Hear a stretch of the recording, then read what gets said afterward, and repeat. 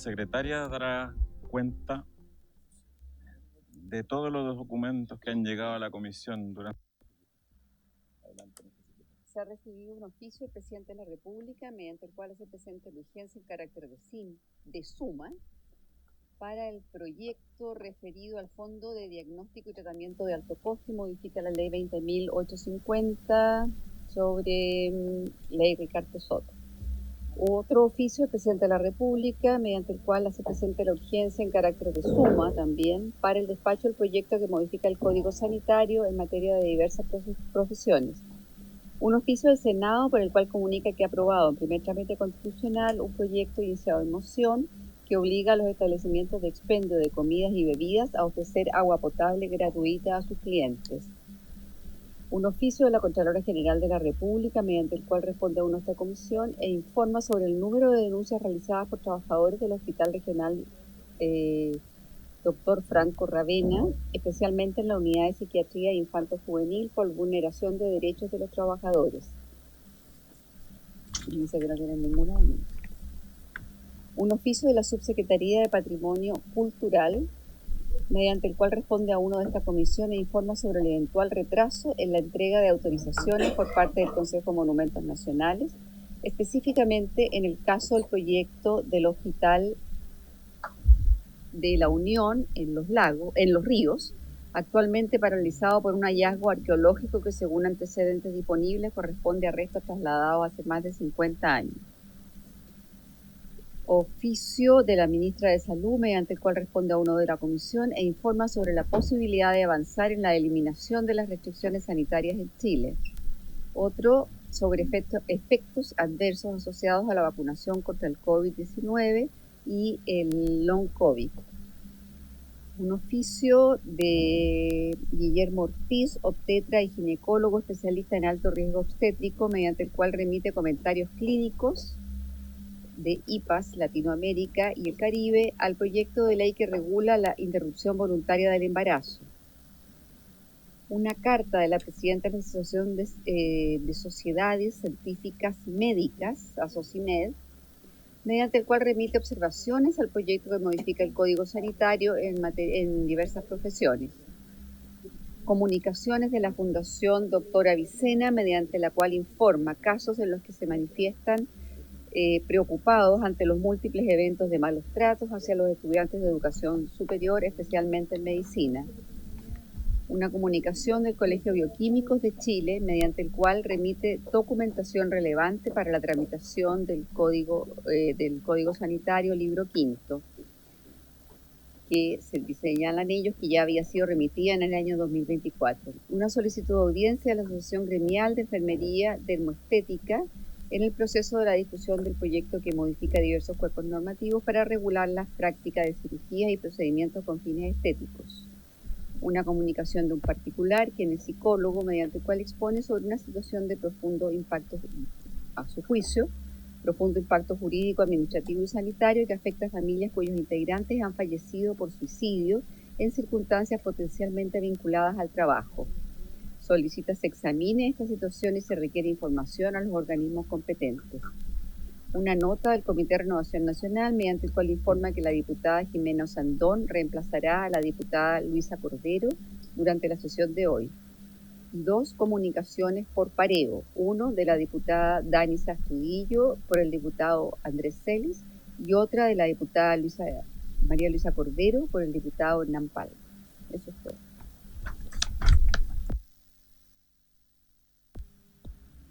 Gracias, señora secretaria. ¿Alguna palabra sobre la cuenta?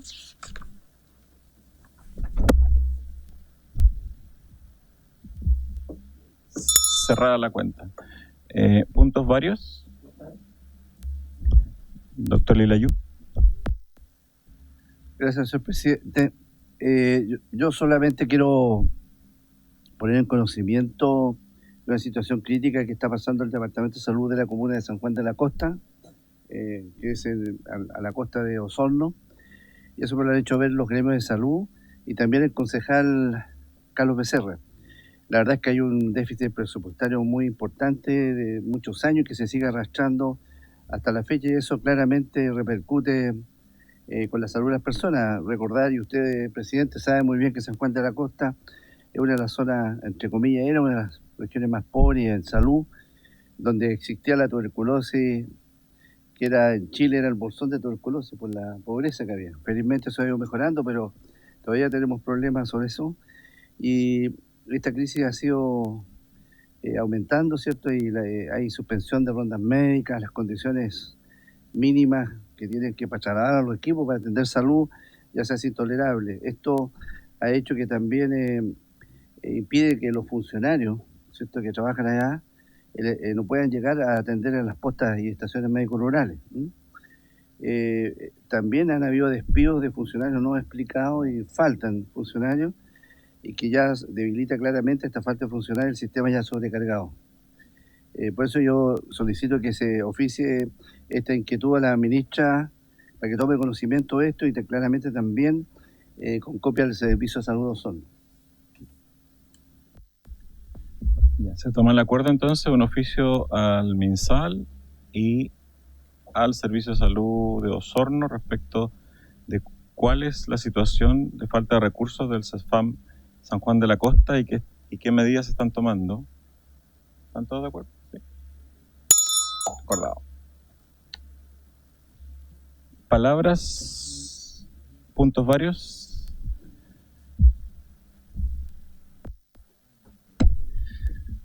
Yorana, muchas gracias, presidente. Saludar por su intermedio a los colegas presentes. Presidente, quisiera solicitar que esta comisión reciba de manera formal al movimiento Guatita Delantal. Ellas han intentado sin éxito obtener una audiencia con la ministra Aguilera, a pesar de la urgencia de la problemática que enfrentan, y por eso, presidente, concurro a esta instancia fiscalizadora a fin de que se les dé la oportunidad, ¿no es cierto?, de ser escuchados en presencia de quien dirige la cartera de salud. La situación que plantean es clara. Cuando no existen cupos disponibles en los hospitales para realizar la reducción de abdomen, estos pacientes quedan atrapados en listas de espera que en la práctica se vuelven eternas. Por eso, presidente, pido que se evalúe junto con el Ministerio la posibilidad de que en ausencia de estos cupos hospitalarios puedan acceder a esta cirugía en clínicas privadas, de modo que los recursos asignados cumplan el... En ese tenor pido además que esta comisión eleve un oficio para fiscalizar el uso de los fondos destinados en esta cirugía, porque en realidad necesitamos saber cuáles son las respuestas concretas sobre, primero, cuántos recursos se han utilizado efectivamente para la cirugía de reducción de abdomen, segundo, cuántas pacientes han sido beneficiadas, y tercero, cuánto dinero no se ha ejecutado y a qué destino ha ido finalmente. Quienes integran este movimiento no están pidiendo privilegios, sino que una oportunidad, presidente, justa para la entrega de esta presentación que se anunció con bombos y platillos, pero que, de no ser efectiva en dar soluciones a la problemática de reducción de abdomen, están muy preocupadas. Entonces, por un lado, presidente, es que puedan exponer frente a la ministra sobre esta situación y poder tomar ese acuerdo, ¿no es cierto?, porque es ella quien toma las decisiones, y en segunda instancia oficiar por estas tres causas que le planteé a la comisión. Gracias, diputado Teao. Entonces vamos a oficiar al Ministerio de Salud, a la ministra de Salud, para que por una parte les dé una audiencia al movimiento Guatita en Delantal, y por otro lado para que informe respecto de los recursos que estaban agendados en la glosa presupuestaria, cuántos de ellos se utilizaron realmente en las abdominoplastías electivas, entendiendo que hay un programa que ya lleva bastantes años como abdominoplastía. Y también yo le agregaría cuál es el futuro flujograma de estos pacientes si es que se modifica el planteamiento de que ingresaban por el programa de Elige Vivir Sano, porque si eso se va a fusionar con otro programa, tienen que tener un flujograma alternativo para seguir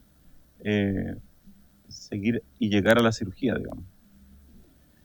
Sobre el punto, diputada Cariola. Presidente, sí, no solamente sumar a propósito de la solicitud del diputado Teao, que pudiéramos incorporar dentro del informe que nos van a entregar cuál es la distribución de cupos por servicio de salud, que ese ha sido un tema bien complejo para toda la organización Guatita Delantel a nivel nacional, ya que se ha detectado que hay una desigualdad respecto a los servicios de salud en relación al acceso a estas operaciones. Entonces, además de la implementación del plan, determinar cuántos cupos se han distribuido y cómo se han distribuido los criterios de los servicios de salud a nivel nacional. Ok. Vamos a agregar entonces la distribución nacional de las distintas casuísticas de abdominoplastía, porque también hay que distinguir la abdominoplastía que está financiada por las glosas presupuestarias que acá hemos aprobado de las que han sido por convenio con los gobiernos regionales. Entonces, muchos de esos que tienen convenios con los gobiernos regionales obviamente ejecutan la lista de espera que hay de abdominoplastía de su propia región. Entonces, que hagan diferenciados. ¿Tomamos el acuerdo? Acordado. ¿Algún otro? ¿Varios?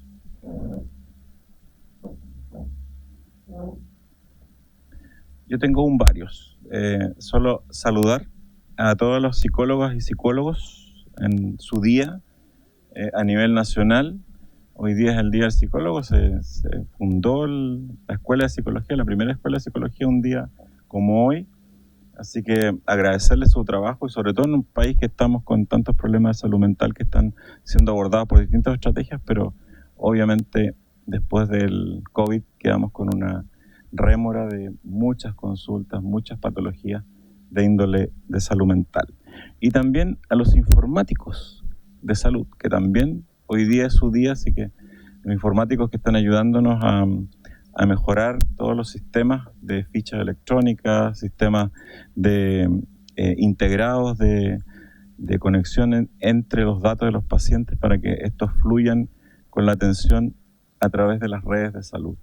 Así que muchas felicidades también a los informáticos. Bueno, cerrados los puntos varios, vamos a pasar ahora a la orden del día.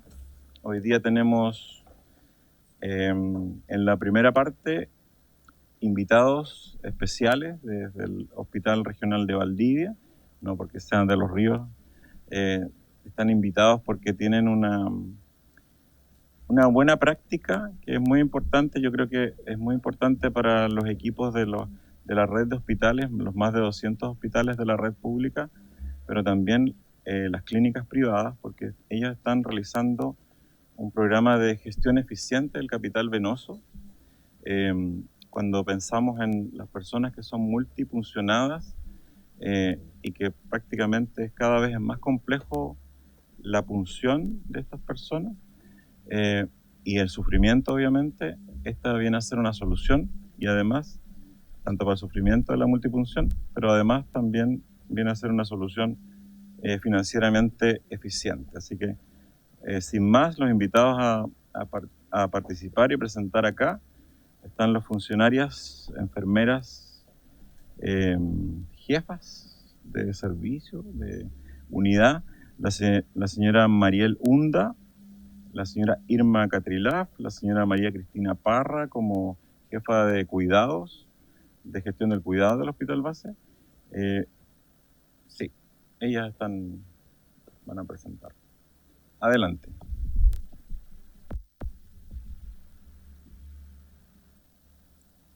Hola, muy buenas tardes. Buenas tardes, presidente. Buenas tardes al resto de la comisión. Mi nombre es Mariel Hunda, yo soy enfermera del Hospital Base y hoy en conjunto con Irma Catrilaf les vamos a presentar un proyecto de innovación que estamos llevando a cabo en nuestro establecimiento y que creemos que puede ser llevado a los otros hospitales, ¿cierto? Tanto de toda la red nuestra como la de Chile. ¿Ya? Nuestro proyecto se llama Comité de Acceso Vascular Hospital Base Valdivia, una iniciativa de mejora continua para la gestión eficiente del capital venoso de los usuarios candidatos a un dispositivo vascular. El texto a lo mejor les va a parecer un poquito largo, pero aquí vamos a ir contextualizando de qué se trata, ¿ya? Primero, bueno, nuestro hospital es el único centro asistencial de alta complejidad de la región de Los Ríos. Por lo tanto, nuestra dotación de camas son 500 camas. Es un hospital no tan grande, ¿cierto? Y de ahí también nace la importancia de poder gestionar los recursos que tenemos. Somos referentes a nivel nacional en histocompatibilidad, en antivirus y en IRA graves.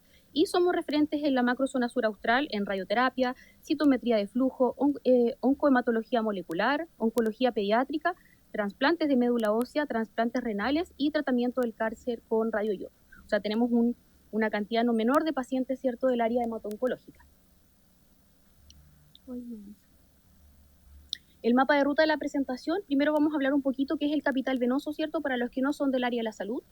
¿Qué es la gestión eficiente del capital venoso? Vamos a contextualizar lo que nosotros pudimos evidenciar en nuestro establecimiento, qué hicimos nosotros, los procesos claves para poder hacer este proyecto, los resultados que hemos obtenido y lo que esperamos, por supuesto, de esta presentación.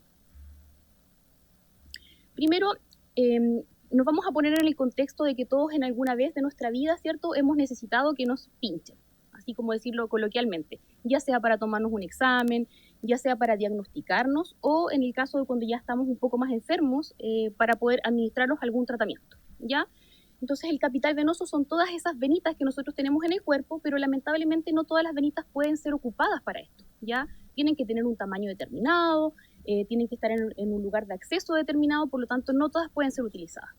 La correcta gestión del capital venoso se refiere a que nosotros utilicemos estas venas de manera adecuada y de cierta forma protejamos a nuestros pacientes de su uso indiscriminado. Lamentablemente hoy en Chile existen pacientes que están desahuciados, o sea que se van a morir por no tener una vena por la cual poder tomar un examen o administrar un tratamiento. Nosotros tenemos 2 casos puntuales en Valdivia y que por eso sabemos que existen y son pacientes lamentablemente, uno pediátrico de 10 años que en este momento está haciendo uso de su última vena disponible para un catéter, que después de eso el paciente no tendría tratamiento. Y tenemos el caso de una paciente ya adulta, pero también de 21 años, o sea, joven, y que lamentablemente está en las mismas condiciones. O sea, administrar de manera eficiente el capital venoso es algo que amerita y tiene que ser realizado. El contexto dentro de nuestro hospital era que utilizábamos ciertas vías venosas cortas, que son esas que ustedes clásicamente van a ver cuando van a un servicio de urgencia y se le instalan. Eso era lo que nosotros utilizábamos, pero de manera indiscriminada. O sea, el tratamiento que requería se pasaba por esa vía porque no teníamos otras opciones, o a través de un catéter central, que es lo que ustedes ven en la imagen del lado izquierdo, ¿cierto? Pero lamentablemente estos catéteres, como no teníamos disposición o de pabellones o solo se instalaban en las UCI, se dejaban por mucho tiempo. Y ustedes pueden ver que ese es un catéter que se ve enrojecido, infectado, incluso se ve una flictena, como esta bolita de agua que se ve al lado, y eso pasaba con muchos de los catéteres que se dejaban por más tiempo. Lamentablemente una infección de este catéter puede llevar a la muerte de algún paciente. Ya una infección de torrente sanguíneo por un catéter puede llevar a la muerte de los pacientes. Dentro de nuestro contexto institucional también veíamos muchos eventos adversos asociados a la utilización indiscriminada de estas vías cortas que yo les digo que son las más clásicas. Ahí ustedes pueden ver hematomas por multipunciones, pacientes que quedaban en esas condiciones y que lamentablemente no era menor la cantidad que nosotros veíamos. Veíamos necrosis por extravasaciones de quimioterapia. Como yo les comentamos, somos un establecimiento que tiene harta cierto flujo de pacientes hemato-oncológicos, por lo tanto se administran muchas quimioterapias. Y los pacientes nosotros los veíamos en esas condiciones. Ya veíamos hematomas, ¿cierto? Extravasaciones, que es lo que se ve como ese brazo gordito, de tratamientos y flebitis, que es obviamente muy doloroso para los pacientes. Entonces hicimos un diagnóstico, ¿cierto? Que vimos que había un déficit en la gestión del capital venoso asociado a estas multipunciones, al uso indiscriminado de las vías venosas, al uso de otros dispositivos de manera inadecuada y al aumento de las infecciones en general de los catéteres venosos centrales que nosotros teníamos sobre el indicador nacional. Las consecuencias asociadas a esto: había una mala percepción usuaria, había un aumento de los costos asociados a las complicaciones y no llegábamos a cumplir las garantías GES, ya que los pacientes oncológicos no lograban tener su catéter central a los 30 días, que es lo que nos exige, ¿cierto?, la garantía. Evidencia respecto a la gestión eficiente. Sabemos, ¿cierto?, la literatura nos demuestra que el 75% de las vías venosas cortas, que yo les decía, las más clásicas, fallan en un 75%. Entonces, partiendo desde esa lógica, ¿cierto?, toda la vía que nosotros instalábamos, la mayoría fallaba. También teníamos información relevante en que el uso de la nueva tecnología, ¿cierto?, del ecógrafo para poder funcionar facilitaba y generaba que fueran funciones más seguras. Crear grupos especializados también, ¿ya? Y obviamente las infecciones aumentan los costos hospitalarios. Dentro de nuestra evidencia local, nosotros teníamos las multipunciones que ya les mostrábamos, ¿cierto? El sobreuso de las vías venosas periféricas, el aumento de las tasas de infección sobre el indicador nacional de los catéteres centrales. Ya, para que ustedes hagan una idea, el costo por infección de catéter venoso central aumenta, ¿cierto? La cantidad de costos asociados, por ejemplo, es de $7.2 mil por evento de infección, o sea, es muchísimo. Además, aumenta el promedio de estadía hospitalaria. Un paciente que eventualmente podría estar 10 días, si se infecta por torrente sanguíneo, puede llegar hasta 20 días más. O sea, son 20 días de ocupación que yo voy a tener que tener de mi hospital, o sea, de mi cama, que lamentablemente igual para nosotros también era un punto crítico, ya que en la región somos el único hospital de alta complejidad, por lo tanto, tener una cama ocupada 20 días más por una infección que pudo haber sido evitada era súper importante. ¿Ya? En resumen, podemos decir que estas infecciones de los catéteres venosos centrales no solo aumentan la morbimortalidad de los pacientes, sino que también hacen un impacto económico severo en el sistema de salud nacional, ya generando miles de dólares de gastos adicionales que nosotros prácticamente no vemos porque el paciente se atiende, pero el gasto por infección es muy alto. Y tenemos evidencia, ¿cierto?, que sustenta la creación de estos equipos de accesos vasculares avanzados. Hay reducción en los costos, hay reducción, ¿cierto?, en las utilizaciones de estos catéteres, que son los que se infectan con mayor facilidad. Tenemos retornos de las inversiones de aproximadamente 400 millones de pesos. Ya un poquito más adelante le vamos a mostrar el ahorro que nosotros hemos tenido, que no es menor. Hay reducción también en la complicación en la instalación de los dispositivos, hay reducción en las tasas de infecciones. Nosotros ya logramos este año estar bajo el indicador nacional, solo con la implementación de esta estrategia. Y en general hay mucha evidencia que respalda la creación de estas unidades. Bueno, para continuar, en el fondo, ¿qué fue lo que hicimos? Tal este proyecto que es el Comité de Acceso Vascular, ya que nace con el objetivo de consolidar esta estrategia, ya que se basa en la optimización de la perspectiva financiera. Y esto a través del uso de la tecnología. ¿Ya? ¿Por qué? Porque la tecnología, ¿no es cierto?, en los diferentes hospitales públicos, la mayoría cuenta con los ecógrafos, ya que se utilizan para hacer diagnóstico, pero nosotros los empezamos a optimizar, ¿no es cierto?, para poder evaluar el capital venoso en los pacientes. La estrategia contó con algunos puntos claves, que fue el liderazgo de las 3 personas que instauramos este proyecto, que nos acompaña Isabel Castro también acá, que salimos ahí en la imagen, ¿ya? Y empezamos a utilizar la ecografía como un método, ¿no es cierto?, de poder abordar de manera eficiente este capital venoso, de poder evaluar, ¿ya? Otra cosa que también la evidencia sustenta es el uso de algoritmo a través de la matriz decisional, que es para hacer la selección eficiente del dispositivo. No todos los dispositivos tienen que utilizarse para un mismo fin, ¿ya? Y esto quiere decir, con este sobreuso que había de la vía venosa periférica, hay muchas soluciones que se administran que son demasiado irritantes, hiperosmolares, ya que van a generar una necrosis, como en el caso de la quimioterapia, por ejemplo, que no está diseñada para administrarse por un vaso periférico. Y toda esta mezcla obviamente llevó a que el hospital innovara en lo que es la selección de estos dispositivos y la instalación. La visión ecográfica nos permitió, ¿no es cierto?, que pudiésemos evaluar estas venas que son más profundas, que no son palpables. Normalmente las vías venosas periféricas se instalan a ciegas. Uno palpa un vaso en el brazo, ¿ya?, y canaliza. ¿Qué hace el ecógrafo? Que tú puedas visualizar de manera más eficiente ese vaso que es profundo, que no se logra palpar, puedas medir, ¿ya?, y evaluar su anatomía, ¿ya?, para poder abordarlo de manera eficiente y ir haciendo un seguimiento a la medida que tú vas canalizando. ¿Ya? ¿A través de qué? De una micropunción, que es lo que el ecógrafo te va a permitir. Y esa micropunción finalmente va a dañar muy mínimamente el endotelio vascular. En relación a aquello, también otra estrategia fue incorporar insumos, ya en este caso, incorporar el poliuretano en estos dispositivos. Hoy día la industria cuenta con aquello. Este material es mucho más biocompatible, eso quiere decir que puede permanecer mucho más tiempo en el vaso, evitando así también la multipunción. ¿Ya? Nosotros tenemos distintos dispositivos desde las vías venosas tradicionales que son profundas, ya, que tienen una permanencia hasta de 14 días, ya, los catéteres de línea media, que también son periféricos, que pueden durar hasta 30 días, ya, dispositivos donde uno puede tomar muestra, administrar tratamiento, inclusive exámenes diagnósticos con contraste, que también es un punto crítico en los hospitales públicos. Y además el catéter central, ¿no es cierto?, de incisión periférica o PIC, que pudiese durar hasta 1 año, que es el catéter ideal, ¿no es cierto?, para administrar la quimioterapia en este caso. En relación a aquello, el Ministerio de Salud, en su circular primero del 28 de marzo de 2025, señala que pudiese, ¿no es cierto?, modificarse la permanencia de los dispositivos de acceso vascular periférico siempre cuando las instituciones cuenten con estos equipos especializados, que fue, ¿no es cierto?, a partir de esta circular que nosotros también empezamos a realizar, ¿no es cierto?, este trabajo.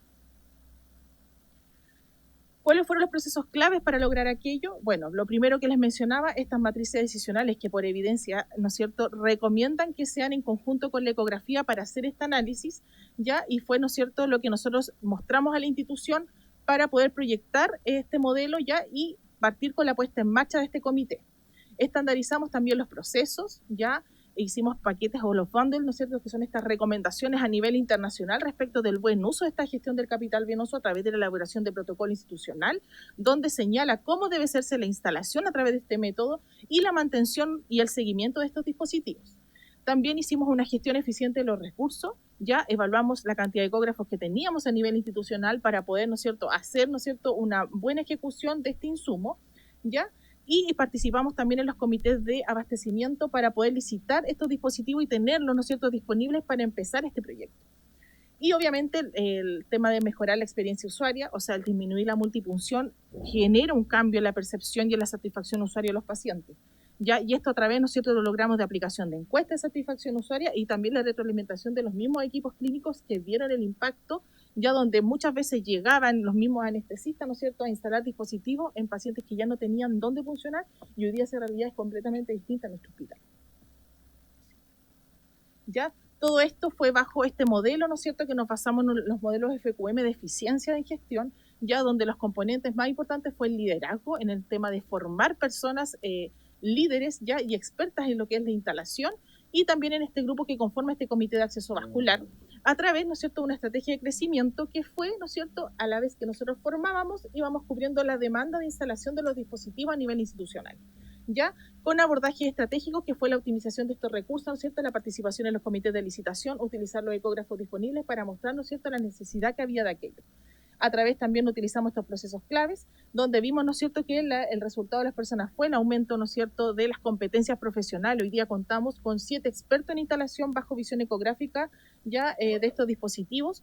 Contamos con referentes técnicos, que son médicos de distintas especialidades que nos retroalimentan también, y referentes por servicios capacitados, ¿no es cierto?, en la mantención y selección de estos dispositivos, que son quienes finalmente levantan la necesidad de los distintos servicios clínicos.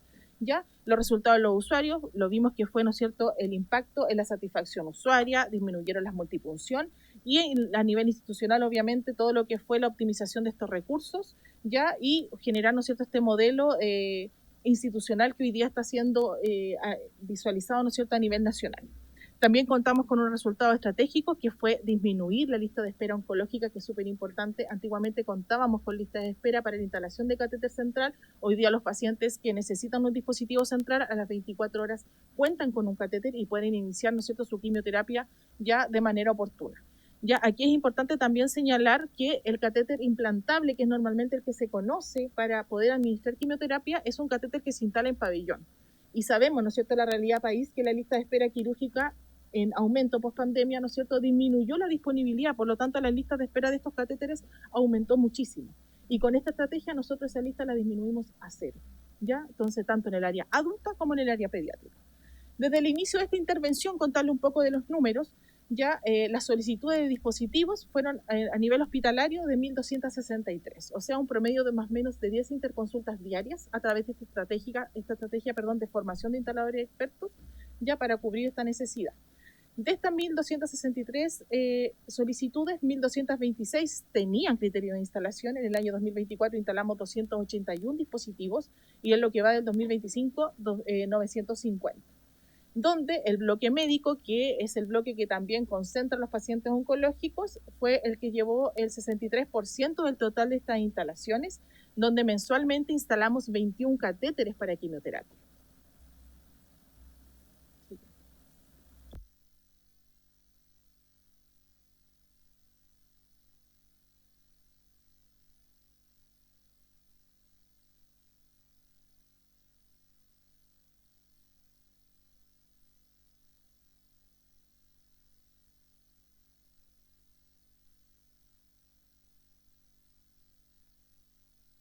El pabellón no está disponible al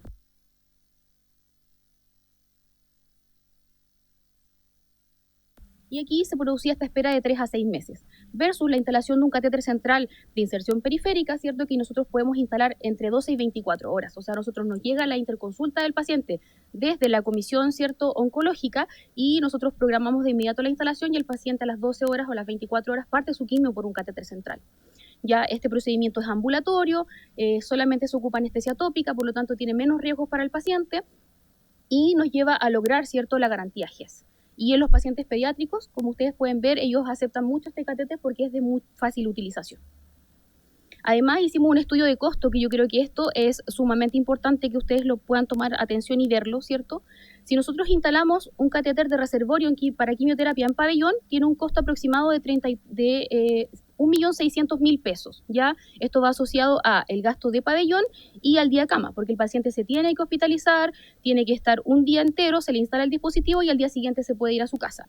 Si nosotros, estos mismos 21 catéteres que nosotros les decíamos que instalamos mensualmente, ¿cierto?, sacáramos el costo total, sería de 33 millones de pesos mensuales, ¿ya? A diferencia del catéter central de inserción periférica que nosotros instalamos de manera ambulatoria, que tiene un valor de 250.000 pesos, al cual no se le debe generar el gasto del día cama, ¿cierto? Es una cama que también se libera para poder seguir tratando pacientes, tiene un costo de estos mismos 21 dispositivos, 5.200.000 aproximadamente mensual. Si esto nosotros lo llevamos al ahorro total mensual, son 28 millones de pesos, y si lo llevamos al ahorro total anual, son 342 millones de pesos que nosotros le estamos ahorrando, ¿cierto?, a nuestro establecimiento, y que además de eso estamos haciendo que no tengamos una lista de espera de pacientes oncológicos para instalación, y además de eso podemos instalar en el resto del establecimiento para otras patologías que no son oncológicas. Por lo tanto, el ahorro y la eficiencia de este tipo de unidades se ve aquí, obviamente, con creces. ¿Qué es lo que nosotros tuvimos como resultado institucional, ¿cierto? Fue un modelo de gestión eficiente del capital venoso, reducimos los costos de las instalaciones, aumentamos la calidad y la seguridad, ¿cierto?, para nuestros pacientes, le dimos oportunidad al inicio temprano de los tratamientos, hay una disminución de los efectos adversos, de las infecciones, ¿cierto?, y hay un impacto también en la satisfacción de nuestros usuarios. ¿Qué es lo que nosotros esperamos de esto? Es poder compartir esta experiencia exitosa que nosotros tuvimos a nivel nacional, y por eso les solicitamos a ustedes, ¿cierto?, la intermediación con las autoridades del ministerio para poder primero crear una normativa que norme, ¿cierto?, la creación de estos equipos, la modificación de la glosa asociada al código FONASA para la administración de quimioterapia por PIC, que en este momento solo está en la glosa del catéter central que se instala en pabellón, la codificación de instalaciones avanzadas de dispositivos por enfermería, que también debiese ser codificada por FONASA, y poder hacer un trabajo intersectorial para la implementación de estas unidades especializadas a nivel nacional, que creemos que es una iniciativa que de verdad se puede llevar a nivel nacional y que generaría un ahorro, y ustedes ven todos los beneficios que puede traer. ¿Sí? Por último, queríamos mostrar unos testimonios de unos pacientes, pero creo que no se ve.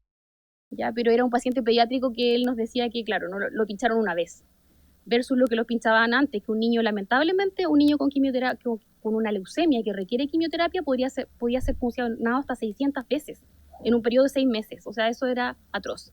Y ahora él recibe una punción y de ese catéter se puede hacer todo.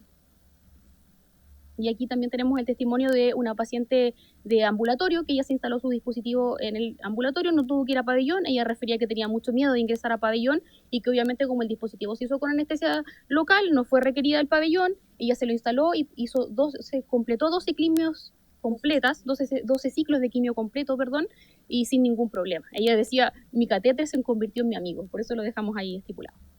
Bueno, esa es la presentación que hoy día nosotros tenemos para ustedes. Gracias. Bueno, muchas gracias Mariel e Irma. Creo que una de las cosas que nos distingue acá es que hemos traído cosas de innovación, pero que tienen una aplicación en la gestión eficiente de los hospitales y las clínicas también. Estas son buenas prácticas que ayudan a que el sistema mejore, pero también en su calidad, como en satisfacción de usuario. Tenemos 200 hospitales en nuestro país, 200. Si uno ve, sobre todo los que se dedican al cáncer y a quimioterapia, esta es una muy buena solución, pero no solo los que tienen quimioterapia. Entonces, el hecho de poder instalar catéteres catéteres centrales por vía periférica, con ayuda de un ecógrafo, que incluso hoy día hay unos mini ecógrafos que se conectan hasta el celular para hacer eso. Es un avance muy grande y además un ahorro para los hospitales. Por eso quisimos traerlo como evidencia, así que a los hospitales que están viendo, los directores de hospitales que están viendo esta presentación, va a estar en la página. También pueden ver la grabación de la sesión, porque es importante ir dando estos pequeños pasos en el sistema público, sobre todo que generan, como tú lo has dicho, una diferencia en el trato en pacientes oncológicos infantiles, que de 600 funciones que tienen que tener en sus 6 meses de quimio pasen a solo una. Es una diferencia en calidad de vida y además en temas de costo, y por otro lado que permite mejorar en otros procesos intrahospitalarios en que se usan multifunciones también el uso de estos artefactos, que no solo es el PIC, hay varios, que ustedes yo sé que dentro del comité manejan hartos sistemas de punción prolongado de 14 días, de un mes, de 6 meses, son distintos tipos de catéteres, tienen ya experiencia de 2 años en esto, así que van a quedar las direcciones disponibles para que los puedan contactar desde la red, y desde ya le vamos a hacer el llamado al Ministerio a poner atención a esta mejora que va a servir. Si uno saca la cuenta de los 200 hospitales que pueden aprovechar esto, son bastantes millones de dólares que se puede ahorrar por una parte, y por otro lado también en calidad de la atención, en buena atención, en satisfacción usuaria. Solo comentar eso, yo sé que el doctor es experto en vascular. Doctor Lilayú, ¿algún comentario? Felicitarla. Bueno, yo hacía la fístula arteriovenosa, soy vascular por años, esa era mi especialidad, y yo la escuchaba la verdad que con agrado. Aquí hay cosas, me acordaba de algunas cosas de mi práctica médica. Cuando yo llegué a Osorno también, las venas, el concepto de capital venoso para mí es un concepto nuevo, qué bueno, porque las venas, uno las miraba así, y me tocaba hacer denudaciones venosas. Ustedes no vivieron porque son más jóvenes, las denudaciones venosas, que yo creo que es antediluviano ahora, pero es lo que había. No existían los ecógrafos. Mire, yo hoy día tomé el avión, y antes de venirme a tomar el avión, yo de Chamelo, yo tengo 2 ecógrafos portátiles. Yo les quiero explicar, yo tengo 2 ecógrafos portátiles en mi casa guardados cuando me metí a diputado, con el transductor, es decir, está en la mano.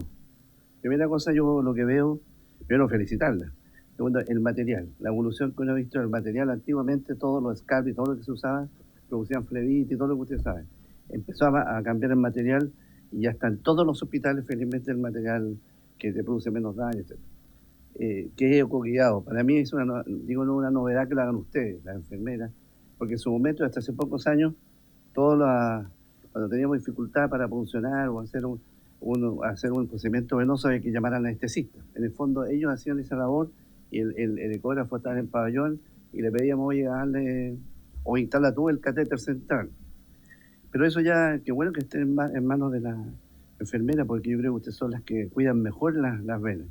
Y lo otro, yo creo que lo más importante de lo que estamos mostrando acá es digamos que hay un grupo de enfermeras. Yo creo que cada vez debería ser más acotado. Ustedes dicen, estamos enseñando. Lo ideal sería que hubiera un grupo, es decir, ya 9, 7, que se muevan por todos lados. Si yo estoy en medicina, así lo hacen ustedes.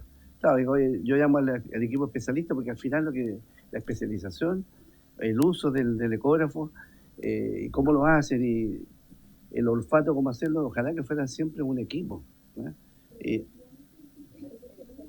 Déjame terminar. Es lo que yo escuché también, de que van enseñando. Ustedes acuérdense que son en una escuela de medicina, yo soy profesor de Universidad Austral también, formadores no son, y ahí entran los alumnos, entran las enfermeras. Yo no quise preguntar a esa parte qué experiencia tienen con la parte docente, ¿eh?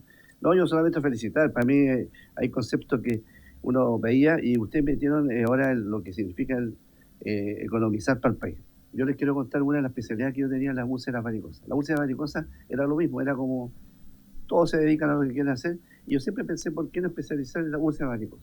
Y empecé a buscar números, Y el país, en ese tiempo, yo te diría que unos 6 o 7 años atrás, se ahorraba $200 millones, solamente tratando la UCI de varicosas. Y ahora la UCI de varicosas, ¿qué es lo que se hace? Siempre pensé, ¿por qué no se hace en la casa? Se hace en la casa. Hacemos eso y los grupos, la visita domiciliaria, economizamos, ¿cómo se llama? Economizamos estadía en los hospitales, se hace con equipos especializados. Y yo lo puse en cuanto a dólar, en cuanto a lo que significa el país. Eso no lo vemos. Yo los felicito porque se están poniendo sobre valor lo que pueden economizar sobre el uso de las venas. Así que, no, que lo así, yo las felicito. Ustedes ordenaron un poco lo que teníamos. Buen elementos que hay, la ecografía, con 2 o 3 equipos, no sé cuántos ustedes funcionan, pero no se necesita mucho. ¿Ah? Y lo otro, lo que yo, sí, y una pregunta nomás, no es sobre todo estos pacientes que van a estar mucho tiempo, es ideal hacerle un mapeo venoso. Es decir, no sé si me ocurre, es decir, no partir de la base que todos tenemos las mismas venas del mismo cadáver, es decir, ideal que el brazo izquierdo, el brazo derecho, las piernas, háganle un mapeo venoso, no sé si con ecografía, y ustedes van a saber al tiro por dónde irse y lo tienen como una historia clínica. Eso no sé si usted lo hace. Allá. Gracias, doctor Lilayú, el cirujano vascular, por eso sabía que iba a intervenir. Después le contestan, vamos a agotar primero las palabras. Me pidió la palabra la diputada Cariola. Sí, muchas gracias, presidente. Lo primero es saludarlas y agradecer esta exposición muy completa respecto de el desarrollo que ustedes han venido generando. O sea, creo que efectivamente poner a disposición del país una buena experiencia desde el punto de vista sanitario siempre es una tremenda contribución.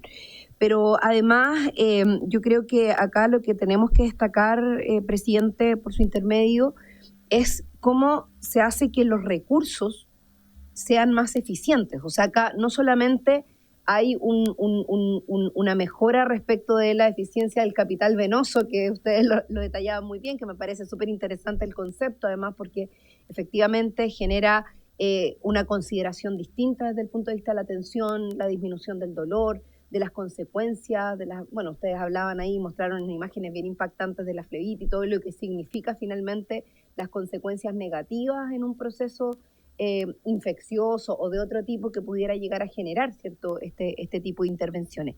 Pero además, por otro lado, está el resguardo de los recursos públicos, que pocas veces se resguardan, digamos. O sea, siempre alegamos que los recursos son escasos, en salud hay pocos recursos y no se usan de manera eficiente, que muchas veces... Entonces, creo que esto también contribuye en esa dirección. Así que yo quería proponer, presidente, que pudiéramos...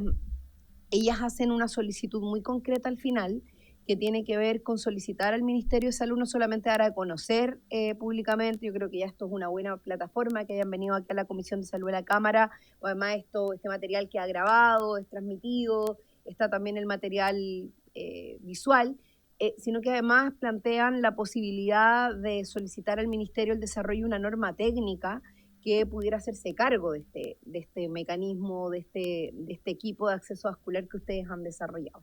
Entonces, me parece relevante, presidente, que pudiéramos, además de enviar al Ministerio la solicitud, la presentación y hacer llegar esta experiencia, que es muy positivo que la tengan, yo creo que podríamos tomar eventualmente el acuerdo como comisión de sumarnos a esta solicitud, de desarrollar una norma técnica que implemente y por tanto también generalice o incorpore, digamos, a otros servicios para que hagan propia esta experiencia. Creo que eso es la mayor contribución que podemos hacer y obviamente también esperar que el Ministerio haga una respuesta a esa solicitud de esta comisión.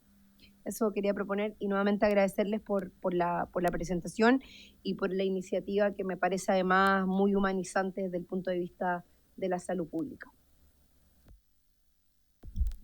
Así es, tomamos el acuerdo de solicitar al Ministerio para las redes públicas y privadas, porque este es un tema de mejor gestión para todos, la red de salud. ¿Acordado? Acordado. Ahora sí, tiene la palabra para responder o comentar. Dos cosas. Primero, bueno, en la presentación hablamos de la gestión del capital venoso como del proyecto en sí, pero un poco como para detallar la funcionalidad respecto de lo que es la formación. ya este comité ya se articula una iniciativa de enfermería, ya, pero que su estructura incluye también, como yo les mencionaba, médicos referentes técnicos, ya que en este caso tenemos anestesistas, endocrinólogos, intensivistas, cirujanos vasculares pediátricos, etcétera. ¿Qué es lo que nosotros realizamos? Ya nosotros se eleva la solicitud, el comité evalúa, realiza el protocolo RAPEVA, donde se evalúan las venas periféricas, ya, y se selecciona cuál es el dispositivo a través de estos algoritmos de lo que el paciente requiere. O sea, no es la vía venosa periférica lo que se le va a ofrecer solamente, sino que este bagaje de dispositivos que nosotros contamos.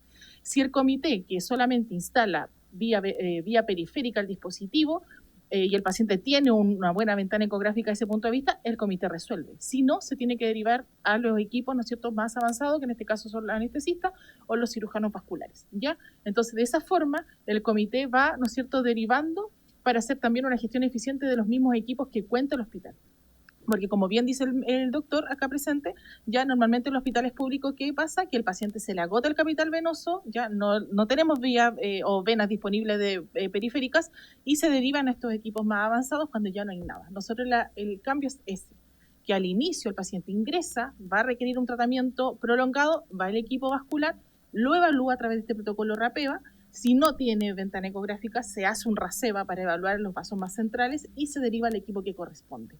¿Ya? Entonces eso genera una eficiencia y del punto también de vista de la formación nosotros no necesitamos más de 10 expertos en instalación. Ese es el número máximo por la cantidad de camas que tenemos.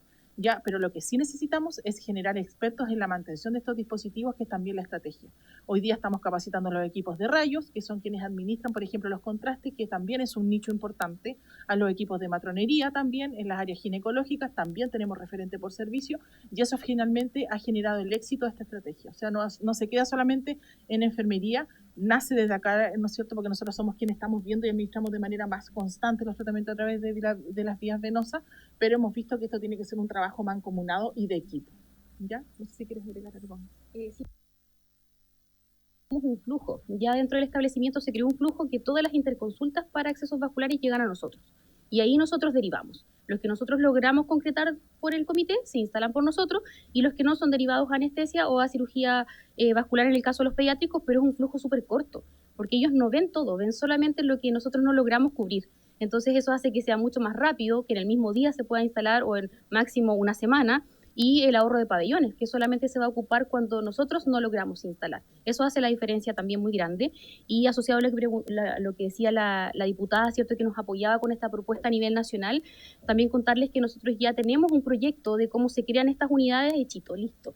Así que si lo quieren ver también, estamos súper abiertas a mostrarlo más adelante o con el ministerio, porque ya tenemos cómo se forman las unidades. ¿Sí? Genial. Lo apuntamos.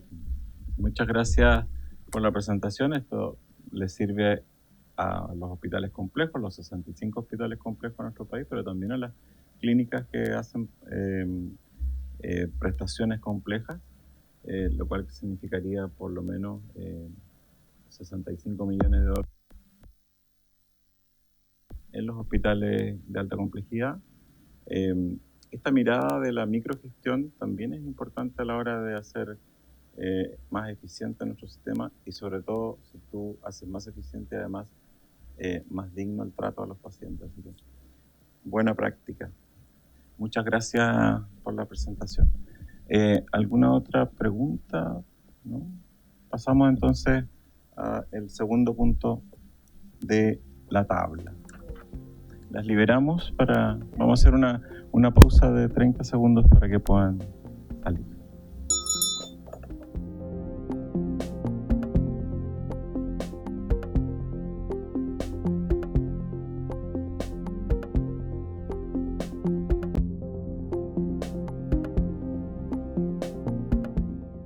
Retomamos la sesión. Vamos a continuar en la discusión ahora en particular del proyecto de ley que modifica el Código Sanitario para regular el ejercicio de distintas profesiones del área de la salud como parte de un equipo médico. Hoy día le acaban de poner el suma urgencia, así que va súper coordinado con la agenda que estamos desarrollando, pero como este es un proyecto que ya ha pasado bastantes años, necesito pedir la unanimidad de la comisión para poder hacer la reapertura del debate, de manera de empezar desde el inicio. Primero que nada, ¿hay unanimidad? ¿Sí?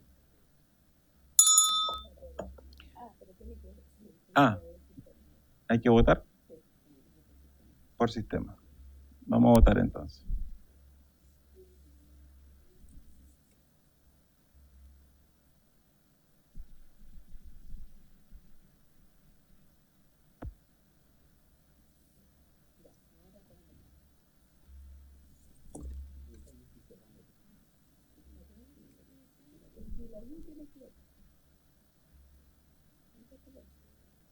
Por unanimidad, acuerdan entonces reabrir el debate. Entonces, aprobado. Por unanimidad se acuerda entonces reiniciar la nueva discusión en particular. Y para ello propongo dar por rechazadas todas las indicaciones presentadas entre el 2021 y el 2022 para empezar ahora y a conocer y votar el texto de la comisión y las indicaciones del Ejecutivo y otras que se presentaren de ahora en adelante. ¿Sí? Adelante. Entiendo lo de rechazar las indicaciones, pero que me interesa de qué saber de qué manera o qué mecanismo utilizaríamos entonces para hacer las nuevas indicaciones, porque hay indicaciones que si las damos ahora por rechazadas, que no se entienda posteriormente que no las podemos ingresar con el mismo tenor o con el mismo objetivo que en el nuevo texto, en definitiva. Eso es lo que entiendo que estaría proponiendo, ¿sí? Así es, justamente. Es porque las indicaciones hechas entre el 2020 y 2021, algunas no están conexas con las indicaciones del Ejecutivo y con las presentaciones que nos hicieron además los colegios profesionales y que vamos a irlas ingresando durante la discusión. Diputado Romero. Presidente, yo recuerdo todavía, porque esto fue hace como tanto tiempo atrás, yo creo que no tenía ni canas cuando se hizo esta cuestión. Es que... no, yo ni me acuerdo, claro. Si el problema es que yo cuando asumimos esto, hubo un minuto en que el gobierno retiró todas las indicaciones del Ejecutivo del presidente Piñera, para que nos ordenémonos así más que de los años. Todas las indicaciones del presidente Piñera presentó unas nuevas. Entonces, ¿qué es lo que estamos retirando? ¿Retirándolas del presidente Piñera? ¿Cuáles estamos retirando? ¿O estamos retirando todas? ¿Qué estamos haciendo? ¿Nos puede explicar? No, las indicaciones da lo mismo qué presidencia es, el Ejecutivo es uno. Este Ejecutivo retiró las anteriores indicaciones presentadas que eran dos incluso, de los anteriores ejecutivos y presentó el 30 de octubre unas nuevas indicaciones del Ejecutivo. Entonces lo que propone el diputado es que se voten esas indicaciones más las que ustedes puedan ir proponiendo en el transcurso de la discusión. Pero ojo, el texto es el texto del proyecto, no del proyecto que se aprobó en primer trámite. No pueden presentar indicaciones a las indicaciones del Ejecutivo, ¿ya? No, porque en definitiva, si ustedes van a aprobar un artículo que presenta el Ejecutivo, la otra se da por rechazada. Claro. Y a veces, por acuerdo, se puede hacer de alguna manera, pero las indicaciones siempre son al texto que tenemos aprobado en primer informe. Sí, ya. Entonces, dejando ese punto claro, me parece relevante porque hay indicaciones, insisto, que se presentaron, no sé, por ejemplo, estoy mirando algunas de la exdiputada Girardi, o no es de sí, del diputado Juan Luis Castro, hay indicaciones de ese tiempo, digamos, o sea, bien del otro periodo. Entonces, frente a eso, mi preocupación es que como estas indicaciones están hechas en relación al texto base, si nosotros las damos por rechazadas, lo que me preocupa es que posteriormente no podamos nosotros ingresar, por ejemplo, la misma indicación, o sea, que yo esté de acuerdo con alguna de esas indicaciones y la pueda ingresar de nuevo porque ya está por rechazado, ¿se entiende? O sea, en el fondo estoy dispuesta a dar el acuerdo siempre y cuando ese acuerdo contemple, estoy dispuesta a dar el acuerdo solo para que porque entiendo que esto tiene que ver con un ordenamiento procesal, digamos, o de forma, pero que eso no signifique una limitación para que, por ejemplo, si hay una indicación de la que estamos rechazando ahora o que podamos rechazar ahora, si yo la quiero volver a presentar en el proceso de la discusión, no se limite por haber sido rechazada previamente, ¿se entiende? Porque en el fondo no estamos cambiando el texto base. O sea, si cambiara el texto base, lo que estamos haciendo tiene sentido. Pero al mantener el texto base, la preocupación es que podamos nosotros estarnos autoimponiendo una limitación.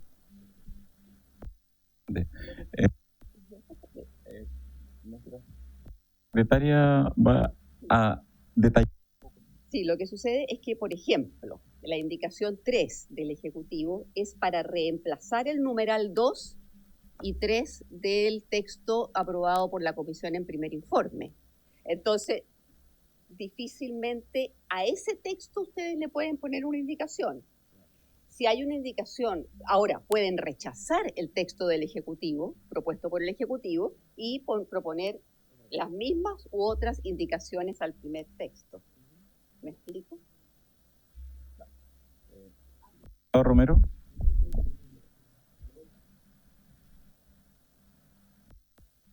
Ya, ahí sí. Presidente, sabe que yo creo que esto está extremadamente desordenado. Yo quisiera proponer algo que tal vez deberíamos analizarlo con el Ejecutivo, y el Ejecutivo debería a lo mejor retirar este proyecto. Retirarlo, preparar un proyecto refundido completamente nuevo de él, de manera tal de que no exista duda en que nosotros podamos discutirlo nuevamente, se puedan presentar las indicaciones que dice la diputada Cariola.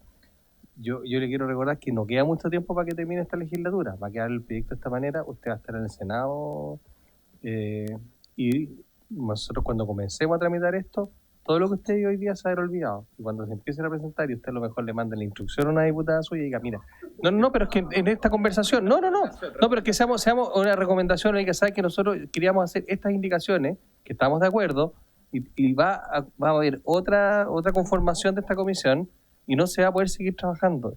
Yo creo, presidente, que le pediría al Ejecutivo que analice la posibilidad de retirar este proyecto, presentar un proyecto con todas las mociones refundidas que permitan una discusión nueva en general, que permitan nuevamente que partamos de cero, porque sabe que esto está demasiado enredado. Estamos abriendo esta discusión. Piense usted que este proyecto está votado en general. Técnicamente, nosotros no podríamos ni siquiera tener invitados. Y las organizaciones gremiales tienen todo el derecho a participar de esta discusión. Y hoy día van a tener que participar en forma muy acotada respecto de algunos artículos sobre los cuales se les cite. Y todo lo que se ha conversado para atrás está en este momento obsoleto. El proyecto en sí puede tener algunos grados de obsolescencia, que el gobierno, si pudiera presentarlo nuevo, pudiéramos discutirlo nuevamente y votarlo nuevo, sería más ordenado para lo que viene, porque va a cambiar bastante esta comisión. Gracias, diputado, pero entiendo que el proyecto está votado en la sala. Sí. Ejecutivo, ¿podría darnos su opinión?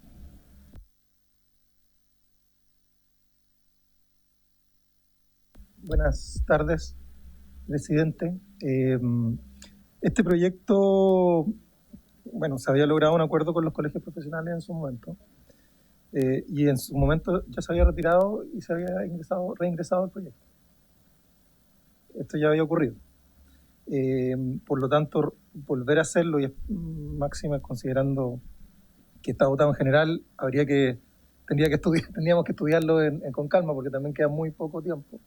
Y creemos que con un orden de la técnica legislativa, que es como el que está proponiendo y el acuerdo que usted está pidiendo, podríamos avanzar en una cuestión que ya lleva mucho tiempo, que ya están esperando los colegios profesionales hace bastante. ¿Viola? Sí, presidente. A ver, yo comparto con el diputado de que esto ha sido un poco desordenado, porque no ha sido fácil, la verdad. O sea, este es un tema que efectivamente, si lleva tantos años, no ha sido por falta de voluntad, sino que más bien por falta de acuerdo. O sea, yo quiero recordar que cuando se tomó la determinación de retirar las indicaciones del Ejecutivo anterior, digamos, del gobierno anterior, considerándolo en términos políticos, pero el Ejecutivo, tal como decía Ana María, tuvo que ver con que las propuestas que se habían acordado en la mesa de trabajo de la Cámara, o sea, perdón, la mesa de trabajo de los gremios, en este caso de los colegios profesionales, no había sido respetada ni estaba reflejada en las indicaciones que se habían ingresado. O sea, tuvimos aquí un paso completo de colegios profesionales. De hecho, incluso hicimos una reunión en el Colegio de Dentistas, partido este periodo parlamentario, donde ellos nos hicieron saber de que estaban completamente en desacuerdo con las indicaciones que el Ejecutivo anterior había ingresado como parte del acuerdo. Eso todos nos comprometimos bastante transversalmente a impulsar que se retomara esta mesa de diálogo, y la última vez que tuvimos aquí a la ministra, uno de los puntos que le planteamos a la ministra era que, a pesar de que si bien esto se acercaba más a los acuerdos, habían algunos vacíos vinculados, por ejemplo, a algunos colegios profesionales o algunas profesiones como el de los trabajadores sociales. Ese era uno de los nudos que teníamos incorporados. Pero entiendo que, a pesar de que hay algunos de esos nudos que todavía no se han resuelto, lo que debiera ocurrir es que, si bien ya están la mayoría resueltos en las indicaciones del Ejecutivo, algunos se debieran resolver por la vía de las indicaciones parlamentarias.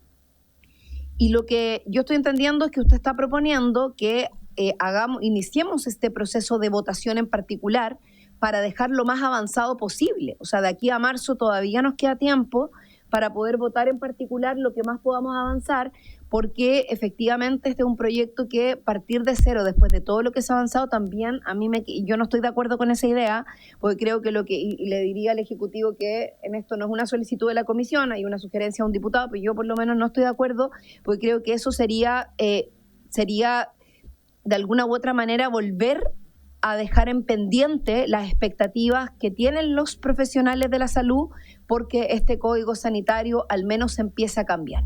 Y como las indicaciones ya tienen un acuerdo más o menos mayoritario, yo me enfocaría más bien en aquellos puntos que no tienen acuerdo, y en eso trataría de avanzar y legislar. Y le haría más bien la solicitud al Ejecutivo de reconsiderar aquellas propuestas que aquí se han planteado en relación a aquellos colegios o aquellas profesiones que no han sido incorporadas al debate, como por ejemplo los trabajadores sociales, que creo que sí tienen que estar incorporados en el Código Sanitario, y creo que eso de alguna u otra manera ordenaría la discusión.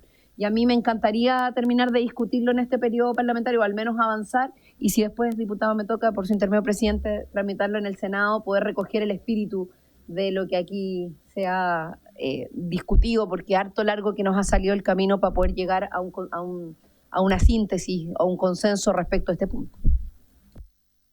Gracias, diputada. Sí, solo responder a lo que usted preguntó. Sí, al rechazarlas se puede presentar incluso las mismas. No es problema. Diputado Romero. Presidente, mire, yo sé, la idea mía no es dilatar esto, y muy por el contrario, la idea mía es que este proyecto salga adelante. Yo voy a hacerlo hoy día y ojalá que me estén grabando. De continuar este proyecto por este camino, este proyecto no va a salir. Se lo voy a decir con toda claridad. Porque la experiencia a mí me ha demostrado que todas las cosas enredadas cuesta que funcionen. No cuesta nada que el gobierno ordene la discusión y presente un texto refundido completo como proyecto de ley nuevo con todos los acuerdos. No tengo ningún problema que vengan todos los acuerdos, pero que parta de cero y entendamos cómo es la discusión parlamentaria. La Cámara de Diputados va a cambiar mucho para el próximo periodo. Esta comisión va a cambiar demasiado el próximo periodo. El Senado va a cambiar bastante. Entonces, yo lo único que quiero advertir, y esto no lo hago por dilatar ni por provocarle un problema a las asociaciones, y muy por el contrario, es que el gobierno presente un texto refundido con un proyecto nuevo, con todos los acuerdos alcanzados por los distintos colegios profesionales. Incluso, si quieren abrir un espacio chiquitito para que se incorporen los trabajadores sociales, también se puede hacer. De manera tal de que partamos con una discusión ordenada. Pero lo que va a pasar, y lo quiero adelantar, al no entender estas cosas, normalmente el ser humano reacciona de esta manera. Empieza a dejar estos proyectos de lado porque no los comprende. Y va a empezar a ocurrir lo mismo que ha pasado con muchas leyes que duermen en el Congreso Nacional y no van a avanzar. El enredo es el caldo de cultivo permanente para los intereses de algunos gremios o de algunos grupos que pretendan que esto no avance. Yo, por el contrario, lo que quiero es que al tener una discusión ordenada, donde todos tengamos claridad desde el punto de partida que tenemos, es que podamos sacar adelante esto, porque me parece una vergüenza que no se haya avanzado nada durante estos años, y esta cuestión hay que ser bien claro, es una vergüenza que no se haya avanzado, porque nosotros siendo oposición, tuvimos también la generosidad de decir, ¿sabe qué más? Saquen, retiren las del Ejecutivo anterior, presenten nuevas indicaciones, y esto no avanzó nunca más, no avanzó nunca más. Entonces, hoy día yo lo que estoy proponiendo es algo para que digamos, ¿saben qué más? Mira, de cara a todos los colegios profesionales, nos vamos a poner rojos una sola vez. Pero les aseguro que de no hacer esto que estoy proponiendo, es que nos vamos a empezar a poner rosados durante los próximos 4 años y esto no va a avanzar, porque no se va a entender. No se va a entender. Entonces yo por eso hago esta invitación. Si no es con este ejecutivo, lo tendré que hacer con el próximo ejecutivo, sea el color que sea. Pero lo tenemos que hacer porque es la única manera que yo por lo menos veo y que la lógica y la experiencia a mí me aconseja es que nos pongamos rojos, les pidamos disculpas a todos y partamos esto de cero, pero tengamos un horizonte que podamos sacar este proyecto.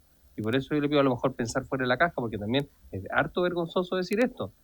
Pero yo creo que es la única manera que todos entendamos el proceso en que estamos, las asociaciones puedan volver a sentarse a conversar con nosotros a la mesa, podamos llevar este proyecto a la sala, votarlo en general y haya claridad para todos los parlamentarios que vayan a llegar. Si esto es un enredo, se los digo, no va a avanzar este proyecto. Y eso a mí me preocupa porque yo creo que acá hay muchas oportunidades, este proyecto está muy atrasado, hay muchas profesiones que no están consideradas y que son fundamentales para mejorarle la calidad de vida a los chilenos. Entonces yo pido que lo replanteemos, lo conversemos, si quieren, si somos muy pocos podemos conversarlo en una reunión más ampliada, invitemos a la ministra, conversémoslo, pero tengamos la generosidad suficiente para esto, abrirlo desde el punto de vista práctico, y si quieren que venga la asociación lo conversamos súper transparentemente ante el país, les pedimos las disculpas que correspondan, pero nos ponemos rojos una sola vez y estoy seguro que este proyecto va a avanzar. La otra manera, el resultado creo que va a ser incierto. Eso, presidente. Gracias.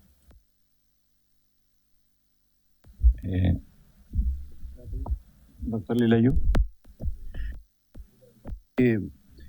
Pienso muy parecido con el colega Romero, el diputado, y también pienso igual que la futura nuestra senadora, la importancia de esto que hay que sacarlo sí o sí. Yo estoy de acuerdo con que no se pierdan muchas de las conversaciones, estoy de acuerdo con, de la importancia, por ejemplo, de las asistentes sociales. Pues yo venía conversando para mí importantes que son parte de la salud, eso es mi convencimiento.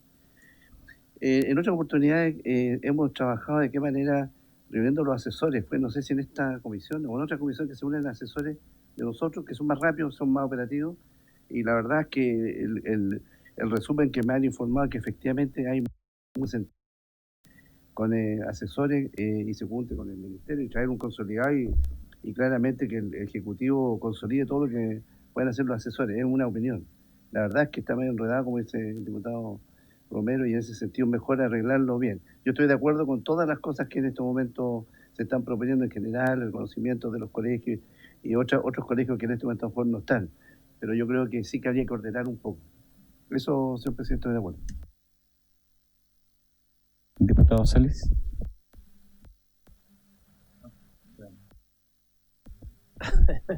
Gracias, presidente. Yo quería preguntar por su intermedio, presidente, a la secretaria abogada, ¿qué ocurre si hoy día no se vota el rechazo a esas indicaciones? Porque quiero saber en la práctica qué ocurre si no hay votación hoy día al rechazo a esas indicaciones y se sigue viendo el proyecto con la suma urgencia que le propuso el Ejecutivo. Yo creo que es el camino más sano, hablando en términos legislativos, semi-legislativos. Secretaria. Sucedería es que la indicación 1 de Castro y Macaya de que el numeral 2 del proyecto aprobado en primer informe está aprobado. Por consiguiente, la indicación del Ejecutivo para reemplazar los numerales 2, 3, 4 y 5 ya no corre. ¿Ah? No, pues ya la están presentando.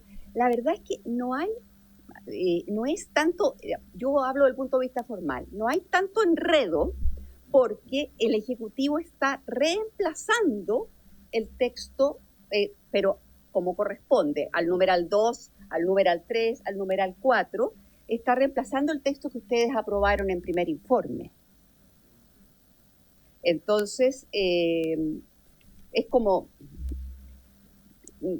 a ver, es como un nuevo mensaje, pero, pero formalmente no es un mensaje, digamos, esto es una moción y va a tener el nombre de los autores y todo, pero está como, o sea, formalmente no está tan enredado.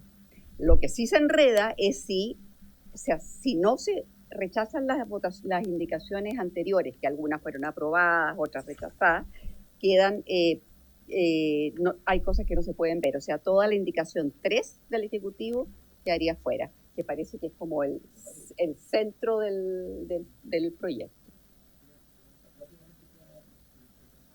La indicación del Ejecutivo no se podría discutir, digamos, la indicación 3, por ejemplo, de la que ustedes tienen. Es que lo que pasa es que ellos refunden entre el proyecto aprobado en general por la Cámara y algunas indicaciones presentadas por el Ejecutivo. Lo refunden de una manera más sistemática. Estoy hablando del punto de vista formal, no del punto de vista... ¿Ah? Todo, po.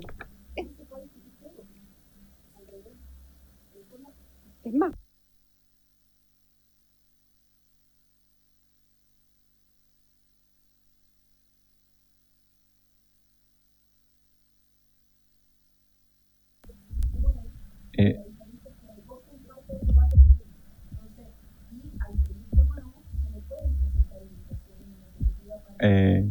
Sí. Sí. Los trabajadores sociales podrían quedar incluidos. Está sin micrófono.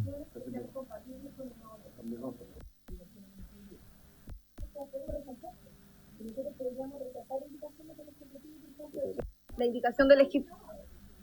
No, sí sé, no, porque por eso lo estoy hablando. O sea, en el fondo,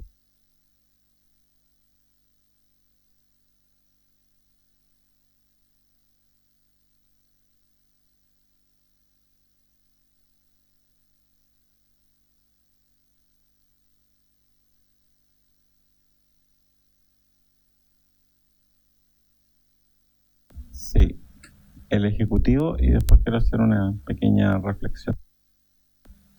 Presidente, por su intermedio, solamente mencionar de manera general que efectivamente lo que aquí ha habido es una suerte de sustitutiva, pero que no es una sustitutiva. O sea, se trata de ordenar toda la discusión sobre la base de las conversaciones con los colegios profesionales. Entonces, en este sentido, lo que solicita el diputado Romero por su intermedio, presidente, en el fondo ya es algo que se hizo. Y primero, quiero decir algo sin que se entienda mal. Yo reconozco y agradezco mucho la iniciativa de lo que está proponiendo. Entiendo que el sentido es poder ordenar.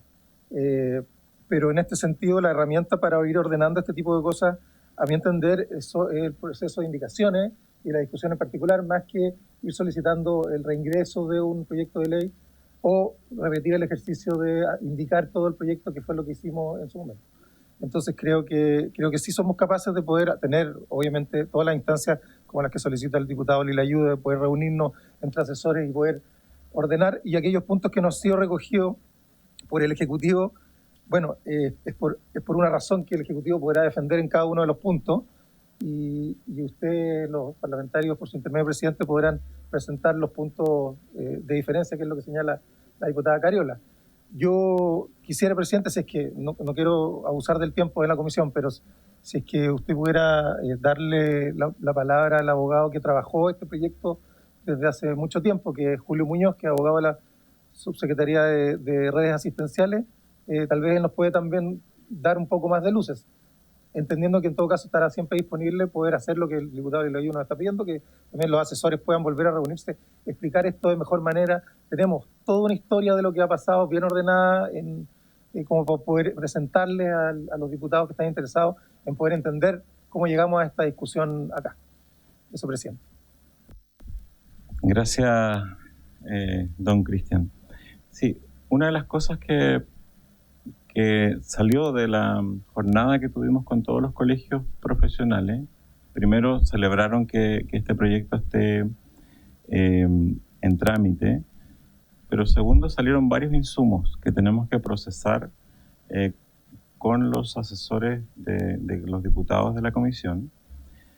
Pero para hacer eso también es importante limpiar estas indicaciones y partir de nuevo. Por eso es que planteamos el rechazarlas y ingresar las que sí nos sirven, más las que vamos a ingresar durante estos días en conjunto con los equipos, que son a sugerencia de los colegios profesionales.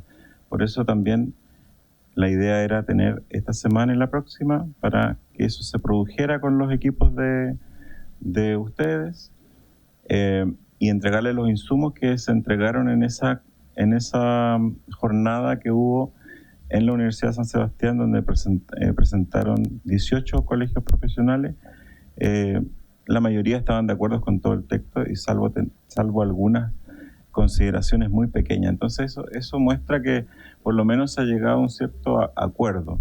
Ahora, la idea de los colegios profesionales es que esta demora que ha tenido este proyecto de tanto tiempo, porque no solamente no es del 2019, es de mucho antes, es un tema de casi más de una década, para ingresar las distintas profesiones que hoy día funcionan en la red pública y privada. Entonces es un tema que ya viene demasiado tiempo trabajándose. Por eso la solución que planteó la secretaria me pareció la más eficiente para continuar la votación e ingresar las indicaciones que acordemos con los equipos, con el material que nos entregaron los colegios profesionales. Eso. Diputado Romero. Presidente, entonces, ¿sabe que en el fondo vamos a empezar la discusión? En particular, yo creo que tal vez antes de rechazarlas todas de cuajo, digamos, o de plano, digamos, yo lo que haría tal vez es que vayamos discutiendo cada una y vemos de ahí si sirve o no sirve. Porque en verdad tampoco las conozco en detalles todas. Entonces, esto de rechazar a ciega tampoco me pone muy cómodo. Yo creo que si no, partamos la discusión, empecemos a invitar, como se abre nuevamente esto, y vayamos invitando en cada capítulo al colegio profesional correspondiente y ahí vemos. Y vemos si no tiene nada que ver y si es impertinente, la rechazaremos por impertinente y no se vota. Pero votarlas todas así como son, a menos que, si no lo dejamos pendiente, se lo pasemos a los asesores que lo revisen bien y vean si efectivamente esto corresponde o no, pero sino que sea fruto, el rechazo sea parte de la discusión parlamentaria que vamos a tener.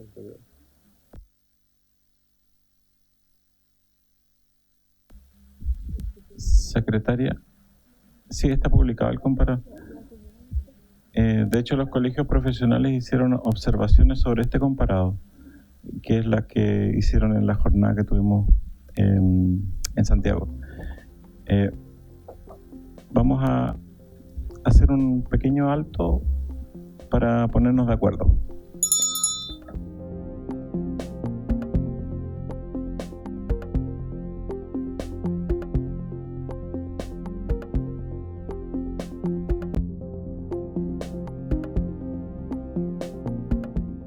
Vamos a retomar entonces. Ya, vamos a llegar al acuerdo entonces de que esta semana se van a reunir los equipos legislativos de los parlamentarios con la Secretaría y la Secretaría de la Cámara y el Ministerio de Salud de la Comisión, para poder llegar a una solución de cómo reiniciamos la discusión de este proyecto. Como ya hemos aprobado la reapertura del debate, en la próxima sesión ya deberíamos tener una solución en esta semana. Para que no pierdan el tiempo, porque están citados justamente hoy día dos colegios que no tuvieron la oportunidad de presentar en ninguna de las alternativas, tanto en la sesión que tuvimos en Santiago, en la jornada que tuvimos con los colegios, que fue el Colegio de Bioquímicos, y quieren hacer una pequeña presentación respecto a ciertas aprehensiones que tienen, y el Colegio de Psicopedagogos, que reclama que no ha sido nunca escuchado. Así que les dimos el espacio hoy día. Vamos a partir por el Colegio de Bioquímicos, que está, entiendo, conectado. Iván Marcelo Rodríguez, vicepresidente, presidente del Colegio de Bioquímicos. Sí, disculpen con la conexión, siempre hay un problemita técnico. Bueno, me presento, yo soy Iván Rodríguez, bioquímico, presidente del Colegio de Bioquímicos de Chile, y agradezco esta invitación.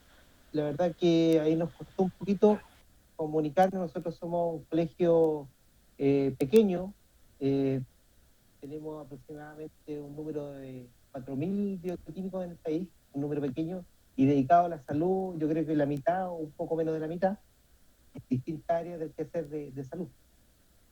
Pero principalmente nos convoca el área de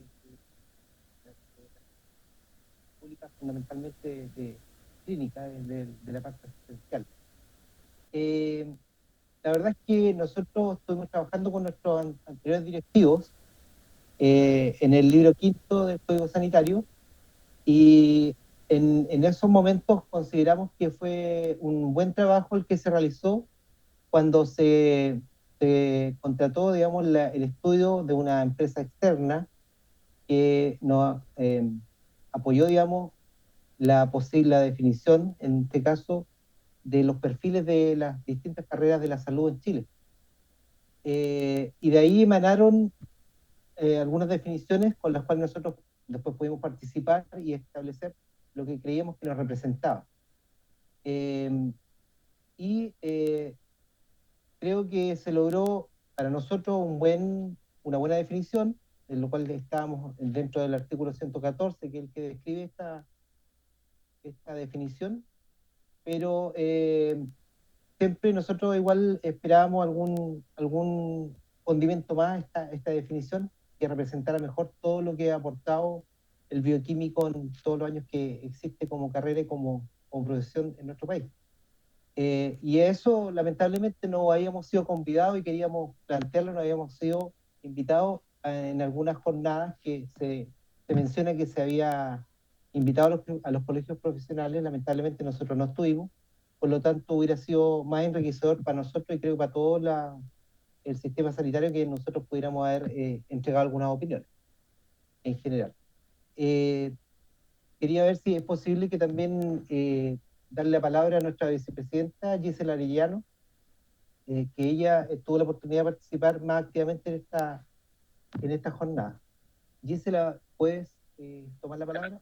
Doña Gisela.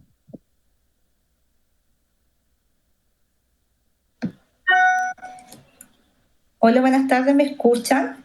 ¿Se me escucha? Sí. Sí, efectivamente, el Colegio Bioquímico viene participando desde el inicio en relación a cuando se empezó a trabajar con todas las modificaciones del Código Sanitario, y entiendo al honorable comisión de que esto realmente lleva en proceso muchísimos años. Y nuestra preocupación siempre fue dejar muy bien reflejado cuál era nuestro rol principal. Nos preocuparon varias situaciones que se dieron a nivel de lo que son los gremios y las representaciones de los colegios, que tuvieron que ver principalmente en los traslapes que se están sucediendo en estas miradas multidisciplinarias que tienen cada una de nuestras carreras. Y estos traslapes hacían que a veces no se sabía muy bien cuáles eran los límites y los ámbitos de acción de uno en relación a otro. Y en ese tenor fue cuando entraron discusiones como las especialidades, las menciones, las capacidades y facultades que tienen algunos de definir quiénes son los que diagnostican, los que prescriben y los que tienen capacidad de ámbito de salud pública. Nosotros consideramos que nuestras fortalezas como formadores de lo que tenemos desde la academia, en nuestro pregrado y nuestros postítulos, creo que nuestras principales ventajas comparativas fue dejar reflejado lo que hizo el estudio de perfil de egreso en relación a lo presentado en 2020, que creo que ha sido la única instancia que hubo una situación externa ajena a cualquier sesgo que puede tener una situación gremial, que era que medía objetividad en relación a las capacidades críticas cognitivas, a las capacidades de entrega asertiva de conocimiento. Y uno de los puntos que definió de la carrera bioquímica era que nuestras carreras o nuestras universidades, que eran 10 que la impartían, eran universidades acreditadas y que el perfil de egreso en relación al ámbito de conocimiento académico, análisis crítico, era de un muy alto nivel. Y eso es lo que nosotros quisimos de alguna forma dejar reflejada en nuestra reflexión de definición de carrera en relación al Código Sanitario. El análisis crítico, el análisis de poder aportar en la información útil de los exámenes a un diagnóstico. Y sí, lo que nos quedó al debe, y que era algo que nosotros quisiéramos plantear acá, era que dentro de lo que nosotros hemos revisado en muchos de otros países desarrollados, el facultativo con nuestra formación en el área de laboratorio clínico, que es donde principalmente nos desempeñamos, pero hay varias áreas más, tiene la posibilidad de complementar con algunos exámenes cuando ve que los facultativos que solicitan los exámenes se le ha de alguna forma, no decir olvidado, sino que les ha pasado que en esencia no han reconocido algún marcador que va a favorecer la hipótesis diagnóstica que ellos tienen. Y a mí me parece que eso es súper positivo. Y si no queda establecido en el código, no lo podemos hacer. ¿Y por qué es positivo? Porque muchas veces en estos atrasos que hay, de cuando tú pides algunos niveles de marcadores, cuando se te ha olvidado uno, tienes que volver a ir a la nueva cita médica del facultativo, o en este caso si se van a incorporar a la enfermera o la matrona, y eso pueden pasar fácilmente 2 meses o 3 meses. ¿Cuándo? Este profesional que tiene la formación y tiene el análisis crítico podría aportar en el momento y hacer el proceso mucho más óptimo.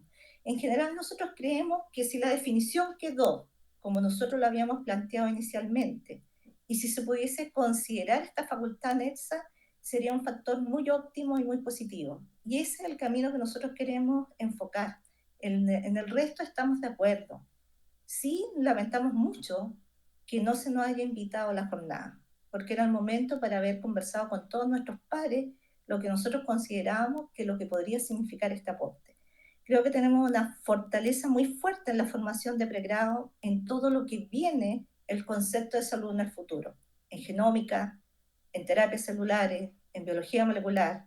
Yo creo que sin duda nadie podría pensar en estos tiempos que la medicina del futuro no vaya por ese camino. Que en ese camino nosotros, como profesional, somos un apoyo estratégico. Y eso es lo que nosotros de alguna forma queremos reflejar en este nuevo Código Sanitario. ¿Cuál es nuestra fortaleza? ¿Cuál es nuestro aporte? Y creo que en la definición está. Solamente creemos que debiéramos tener bajo ciertas condiciones las facultades de poder complementar algunos tipos de exámenes cuando vemos que podría ser una información útil, complementaria, que pudiera ayudar la oportunidad de diagnóstico. Es lo que podría compartir. Bueno, gracias Marcelo Rodríguez y Gisela Arellano. Espero que nos hagan llegar estas observaciones también por escrito, por correo, de modo de poder integrarlas en la discusión que estamos dando previo a iniciar la votación. Tenemos a la presidenta del Directorio Nacional del Colegio Nacional de Psicopedagogos de Chile, Carla Avaria Fuente Alba. ¿Está por ahí?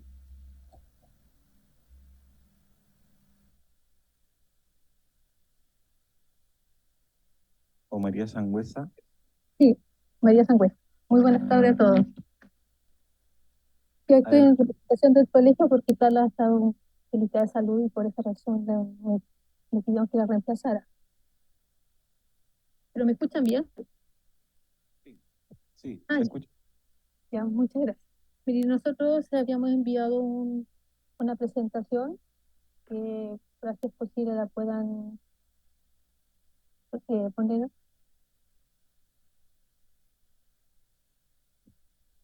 Pero si no es posible yo la puedo leer, no hay ningún problema. para hacerlo un poquito más rápido. Bueno, nosotros, como usted ya dijo, nosotros hemos estado solicitando. ¿Aló? ¿Puedes compartir en tu pantalla?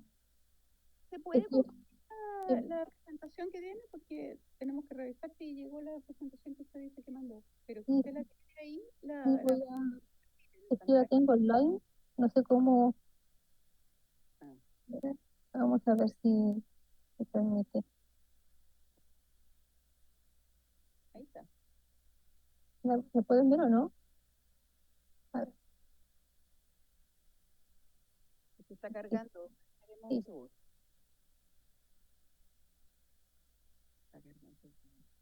Está cargando. Ahí ya apareció la presentación. Ya.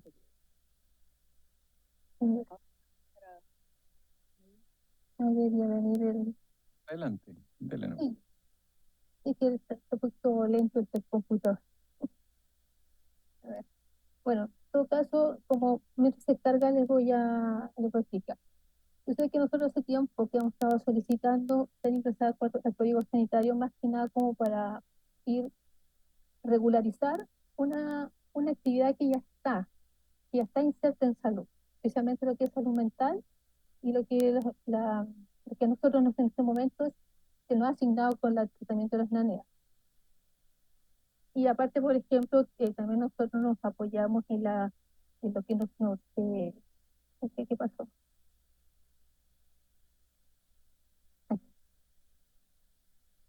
Entonces, bueno, ya voy a empezar.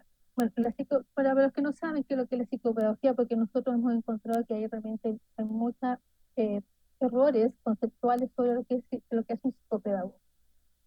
Bueno, la psicopedagogía es una disciplina científica y profesional con enfoque biopsicosocial centrada en el estudio e intervención de los procesos de aprendizaje a lo largo de la vida.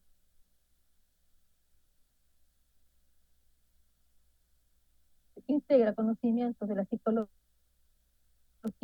que son conocimientos de las neurociencias y de la psicometría y la pedagogía. En Chile se estableció como profesión en el año 1981, inspirada en el modelo argentino. Y el modelo argentino está basado en la escuela de franco-suiza de Jean Piaget. El objetivo del estudio es comprender y atender las necesidades individuales en los diversos contextos donde ocurre el aprendizaje para optimizarlo y favorecer el desarrollo integral, actuando sobre el funcionamiento cognitivo. La especialización en la cual el psicopedagogo puede optar son a neuropsicología, a neuropsicopedagogía, psicopedagogía gerontológica o del adulto mayor. ¿Cuáles son las competencias profesionales? Identificar y evaluar los procesos de aprendizaje, potencialidades, dificultades de aprendizaje en diferentes edades. La evaluación y la atención de alteraciones del desarrollo o del neurodesarrollo. La evaluación e intervención neuropsicológica en pacientes con deterioro cognitivo o daño neurológico u otra condición de salud. Intervención preventiva en todo el ciclo vital en pacientes con diferentes condiciones de salud. Diseño e implementación de programas de apoyo para pacientes o usuarios y el asesoramiento a familias. ¿Cuál es el aporte de la salud? Detención y atención temprana de alteraciones en el desarrollo. Aporte psicoeducativo, apoyo psicoeducativo en instituciones de vulnerabilidad social, socioemocional, inhabilidades parentales. La reinserción social o educativa, la optimización, preservación, rehabilitación de habilidades cognitivas y afectivas, motrices y la optimización de competencias en general. La coordinación entre salud y educación o programas psicosociales, por ejemplo, como en el caso del consumo problemático de drogas, que es como una supervisión de lo que son las indicaciones que ha dado el equipo médico o el equipo multidisciplinario que lo atiende. El psicopedagogo puede hacer una supervisión de que estas indicaciones se pueden estar llevando a efecto en forma correcta en un programa psicosocial o en el ambiente educativo.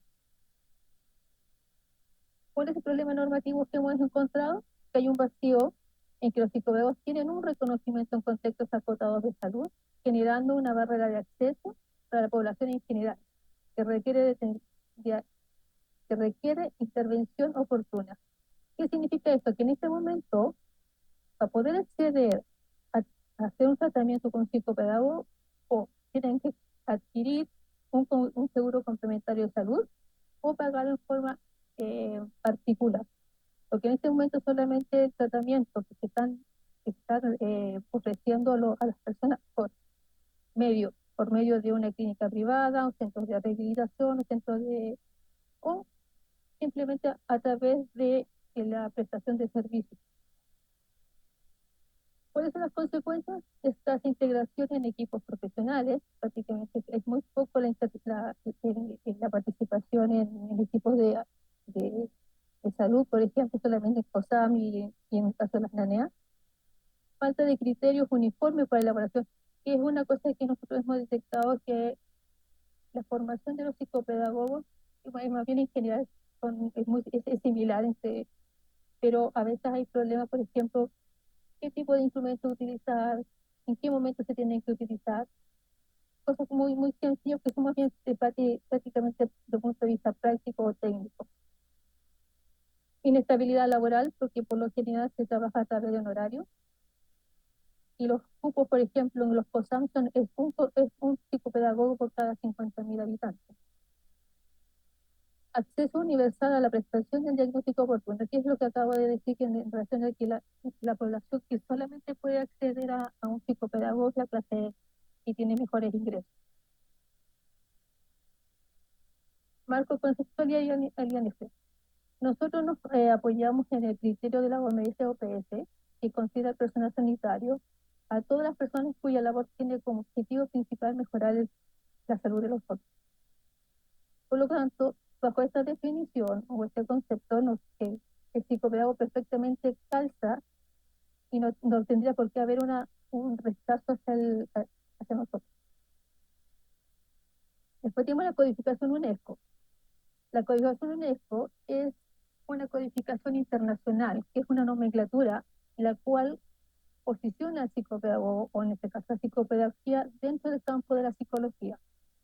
Y le asigna el código 6204, porque el 62 le corresponde al campo de la psicología, y como es una especialización, la psicopedagogía le adicionan los 2 dígitos. Precedentes legales. La Contraloría General de la República. ¿Aló? Nos quedan 5 minutos. Estoy terminando ya. La Contraloría General de la República y la Suceso, en sus distintos dictámenes, han posicionado al psicopedagogo, que la Contraloría en el campo clínico, y la Suceso, que es un dictamen del año 2012, posiciona al psicopedagogo dentro de un tratamiento médico. Después tenemos una también de las razones por las cuales nosotros consideramos que puede estar este rechazo de parte del MinSal, es que está la fusión entre la psicología y la pedagogía, pero sucede que esta fusión no es una fusión de dos profesiones, sino que son saberes que vienen de estas dos corrientes, pero que a su vez esto le proporciona la especificidad al profesional psicopedagogo.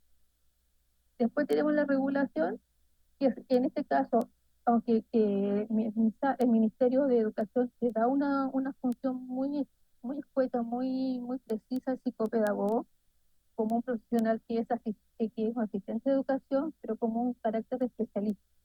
Entonces, nos falta que el MinSal haga la parte que le correspondería.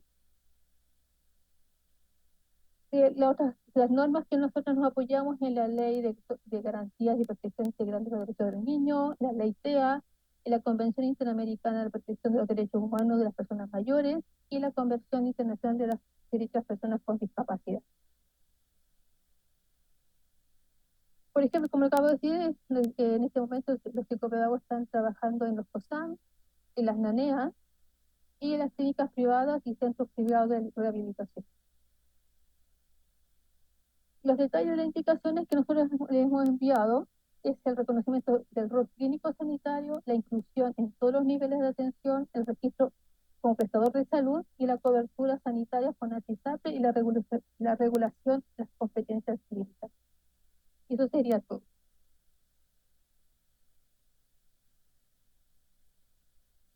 Es solamente un alcance. Nosotros